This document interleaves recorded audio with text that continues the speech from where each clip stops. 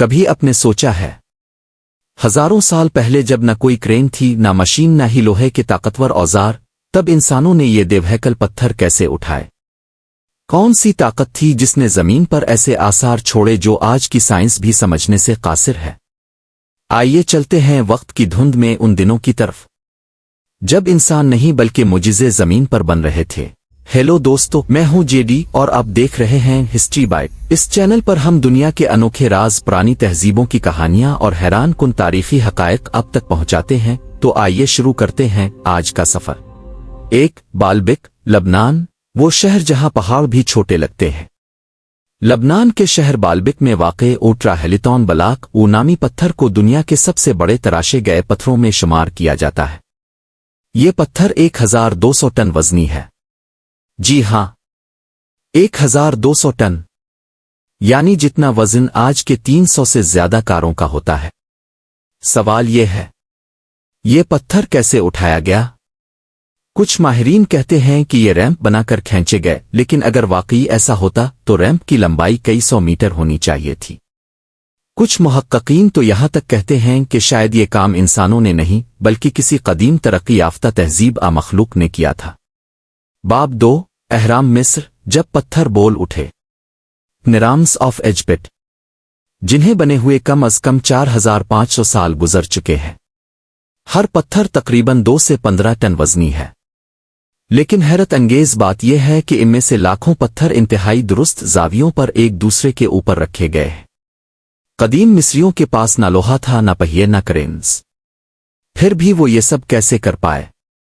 کچھ محققین کہتے ہیں کہ انہوں نے ریمپ بنائے، لیکن کچھ لوگ سمجھتے ہیں کہ یہاں ساؤنڈ ویوز یا اینٹی گریویٹی ٹیکنالوجی استعمال ہوئی تھی، ایسی توانائی جس سے پتھر ہوا میں تیرنے لگتے۔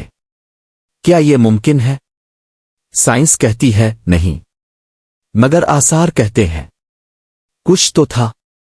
باب 3، اسٹون ہینج، آواز روآ توانائی۔ انگلینڈ کے میدانوں میں کھڑا اسٹون ہینج آج بھی انسانوں کے لیے ایک پہیلی ہے۔ یہاں موجود پتھر تقریباً 4 ٹن وزنی ہیں اور انہیں لانے کے لیے 25 کلومیٹر دور سے گھسیٹا گیا تھا۔ لیکن سوال وہی، کیسے؟ کچھ ماہرین کا ماننا ہے کہ یہ ایک روحانی مقام تھا جہاں لوگ آسمانی طاقتوں سے رابطہ کرتے تھے۔ کچھ اسے الہامی انجینئرنگ کا شاہکار کہتے ہیں، جبکہ دوسری رائے کے مطابق پتھروں کی مقناطیسی لہریں کسی خاص مقصد کے لیے استعمال ہوتی تھیں۔ سچ کیا ہے؟ کوئی نہیں جانتا۔ باب 4، ساکسی ہو امان، پیرو، جہاں پتھر ایک دوسرے میں گھل گئے۔ جنوبی امریکہ کے مک پیرو میں موجود یہ قلعہ اس قدر درستگی سے تراشا گیا ہے کہ آج بھی اس کے پتھروں کے درمیان ایک بال برابر خلا بھی موجود نہیں، نہ کوئی سیمنٹ، نہ کوئی گوند، بس پتھر اور حیران کن درستگی۔ کچھ سائنسدان کہتے ہیں کہ شاید انہوں نے پتھروں کو نرم کر کے ایک دوسرے میں فٹ کیا۔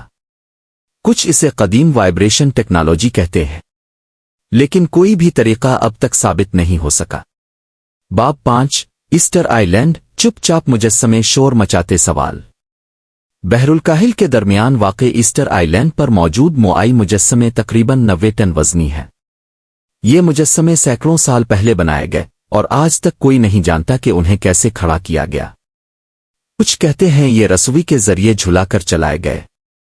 کچھ کے مطابق یہ خود چلنے والے مجسمے تھے، کیونکہ ان کے قدموں کے نیچے ایسے نشانات ملے جیسے وہ زمین پر رینگے ہوں۔ کیا ممکن ہے ہم سب کچھ بھول چکے ہیں؟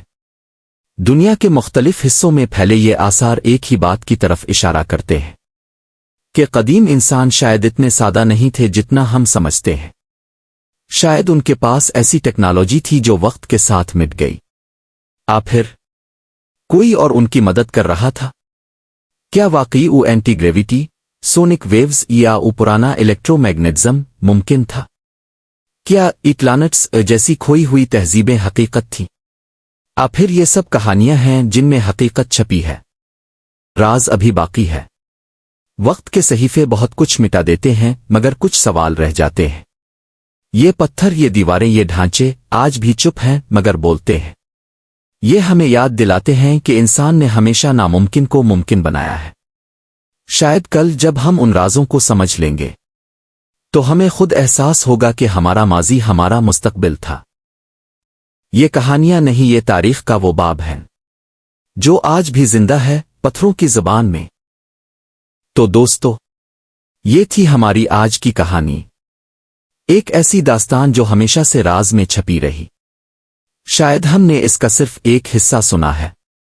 اگر آپ کو یہ ویڈیو پسند آئی ہو تو لائک ضرور کریں، اپنے دوستوں کے ساتھ شیئر کریں اور کمنٹ میں بتائیں آپ کے خیال میں اس کہانی کے پیچھے اصل سچ کیا ہو سکتا ہے۔